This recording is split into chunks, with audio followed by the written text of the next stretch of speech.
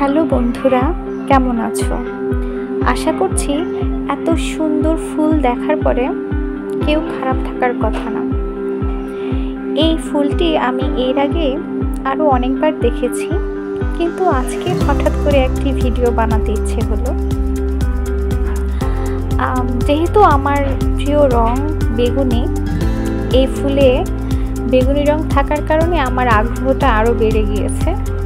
আর সবথেকে দুঃখের বিষয় বলা যেতে পারে, আমি এই ফুলের কিন্তু নাম জানি না। তোমরা যদি এই ফুলের নাম জেনে থাকো অবশ্যই আমাকে কমেন্টসে জানাবে।